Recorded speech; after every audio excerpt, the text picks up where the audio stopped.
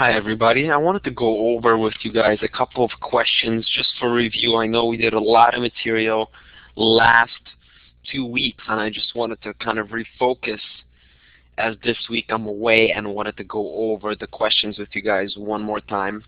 So a quick video here guys for you guys, just going over the solutions one more time.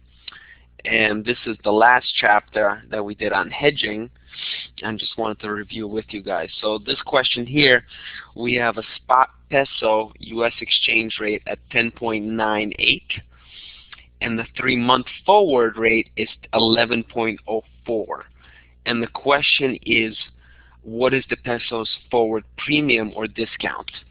So what is the peso forward premium or discount? So you see the peso, we can clearly see we're getting more peso per dollar. So we can see the peso is getting weaker.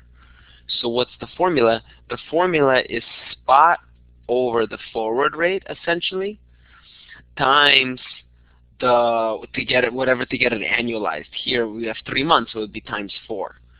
So we have 10.98 divided by 11.04, and essentially this goes -1, and then we multiply that by 4, and we see we get a 1.9% discount, right? Because we see that it's actually getting cheaper in a way. It's getting weaker because we're getting more pesos per dollar. All right. So moving on to the next question, we have Mexican economy is predicted to average double-digit inflation over the next two years at 10%, and the U.S. is going to be 4% a year. Now this is the current rate we have. What is the so what's the expected exchange rate in 2 years? The forward rate. So what's the forward rate, right, in 2 years, for 2 years from now, right? So the equation tells us that the expected forward rate, right? The expected forward rate divided by the spot rate is equal to the inflation rate ratio, right? What's the inflation rate ratio? Is going to be, right, we have 1.04, which is US, 1.04, which is US, divided by 1.1, which is Mexico. That's basically the equation, right? And the only thing is this is going to be squared, right? So this is going to be squared over here, this whole thing, in parentheses, calculated out. This whole thing is going to be squared because it's 2 years. That's all it is. It's just 2 years. And then the spot rate comes over here, so we get the forward rate. So the spot rate is going to be over here, which they gave us. It's 0.091. So go ahead and just calculate that out, because you end up getting the 0.0134 as the correct expected forward rate, right? Because we know that simply the forward rate is just the ratio between this country's inflation and that country's inflation. That's all it is. It's just the forward to spot rate is the fluctuation between the two countries' inflation rates, which makes sense because that's really the difference in the value of the expected currency, right? Now, for purchasing power theory, we have a Big Mac in Canada, 3 Canadian dollars, in the US, 2.31, right? So we're saying, since Big Mac is a Big Mac, what does this mean regarding exchange rate? So it means 3 divided by 2.31, right? Because that's the ratio of Big Mac in Canada to Big Mac in US. So purchasing power theory says it's just basically due to exchange in currency, and we get 1.29 as the CAD to USD, Canadian to US dollar. Moving on quickly here, I'm going to just go back now to the last chapter and just review a couple of concepts so we can really ground this material. So if we have a futures contract now that we're buying for $3.75 per bushel, and the contract ends at 360. So as we said before, it means we're going from 3.75 through a variety of ups and downs in value, ending up at 360. But the idea is that we sold the future at 375. So if you sold something at 375, right, and then it went up to 380, if you got it in the market, it would be more expensive than 3.75 because to close out the future, you sold it, so you have to deliver the bushels. But in order to deliver, you have to buy them in the market. So if you buy it in the market, right, you're buying them at 380, but you're delivering at 375. So you're going to lose 5, right? Now, if it went to 380 and now it's trading at 375, you thought you were losing 5, but now where you at? You're actually plus 5 because you could buy it in the market for 370, which is cheaper by 5 cents. So you would be up 5 total, but it's basically moving day to day is what matters. It's like a stock that closes. So day to day you had a shift of 10, so you're up 10. Just that day to that day. And then 375, 365, right, you're actually up 1 again because the cheaper it gets, the better it is for you because you're selling them at 375. Think about it. You can sell at 375, but you buy at 365. So you win. Now it went up in price, so like a stock, it's not good for you because now your contract, the life to date, you're only up 5, and day to day you're down 5, right?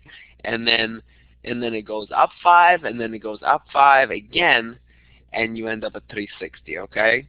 So total, of course, you're up 15, but these are the day-to-day maneuvers that you went through. Now going over here with the euro currency, and with the euro currency, let's see here, we have, you bought $1 million worth of euro exposure here. So you have euro-wise, you have an exposure of 1 million euro, right? And that's your margin. This is your margin. So total margin you put down is 22,680. And you buy the contracts at, so you basically have exposure to euro, and this is the rate that you bought at. Now, and the contract ends up over here at 1534, right? So you end up going to 1534. Euro got stronger at the end of the day, right? Euro got stronger because you're getting more dollars. And you have euros. You got a hold of 1 million euros. So at the end of the day, yeah, it did get better for you because the euro got stronger. You were able to get more dollars for your million at the end of the day. But when you started out at 1.3468, right? And when it went and it made the first move, it went to 1.3465, right? The first day. So it actually, the euro started fetching less dollars. So the dollar got stronger for you. So you would actually be losing out, right? How much? You lost out by this much in terms of dollars, right? And how much is that going to be worth? You multiply that by the million. You multiply that by the million because that's the exposure that you have, right? You multiply that by the million and you get 300, right? That's what you get, is the 300 to go down at, right? And that's where you get this difference here between this one and this one, right? And then you got to just continue to compute the change because you have now, you're going from 1.3465 to 3443. Let's just do the direction. So the euro continues to basically go down by how much? The difference between this one and this one, you just subtract and multiply by how much? 1 million. That's how much you're continuing to lose because the euro continues to get weaker. So your value of the 1 million euros is going to be less. How much less? The difference, right? The difference. Now 3443, 334 continues to go down, and then it goes up a lot. So how much? It goes up from here to here. Multiply that by a million, and you go up to 29,280 in terms of what your margin is worth, right? To what you add to your margin, right? So that's the euro contract that you have. And just a couple more conceptual questions so that we can go over. And this one says a financial institution can hedge its interest rate risk by, okay?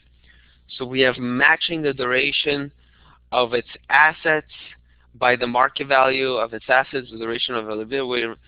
So it's basically matching the duration of its assets weighted average by the market value of its assets with the duration of its liabilities weighted average by the market value of its liabilities. So you want to match up your asset and your liability, and in a way that the duration is taken into place. And duration is like, how long are you going to have this asset? You know, is it 5 years or 10 years? And same thing with liabilities. Is it a 10-year liability? Is it a 20-year liability? So it's basically you want to match up the 20-year liabilities with the 20-year assets, and the 5-year liabilities with the 5-year assets, so that you're not exposed to massive fluctuations in interest rates. So that way you're purely hedged. Okay? And then we have a couple here that we also did. When a derivative contract is transacted between a hedger and a speculator, what is the impact of the transaction on the risk profile of these two parties? So it reduces the risk of the hedger and increases the risk of the speculator. Why? Because the hedgers, you know, say you swapped out some kind of FX forward. Well, now you're hedged out because you had exposure to euro, you hedged it, so you have no exposure to euro, right? So you're hedged. But whoever bought that exposure increased their risk because it was like a bank or something that would just wanted to speculate. See, you had it covered. You had euro, so now you hedged it with dollar. They never had. They took the other side of the hedge, but they're not hedging. They're just taking risk. That's the difference. And hedging contracts on a future exchange eliminates counterparty risk.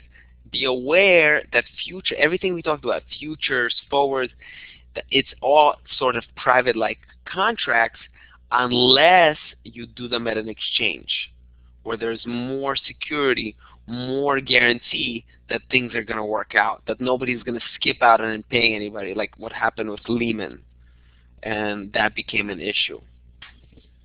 And I'm just going to do one more question, guys. Suppose the current level of the S&P is 500, right? What is the future value in 1 year? And we're saying dividend is 2% and risk-free rate on the market is 6. What is the future? So we're saying the S&P is worth 500 now. You know, what's the expected value in a year, right? How much would you pay for it if, you know, in a year? Well, we're saying it returns 6%, right? So I would assume it would be 5 times 1.06, right? I would assume it would be, right, which is 530. I would assume it'd be 530 because listen, you get 6% a year. That's the market. That's the average risk-free rate of the market. So you know probably pay 530 usually. But I'm not going to get the dividend because the future doesn't actually hold the security. It's just exposure. And how much is the dividend worth? 2% of 500. So it's worth 10. I'm not getting that. I'm not getting that because I'm not going to be holding the security. I'm just holding a contract like in the futures market. So the answer is 520. How do I get it? It's 500 divided by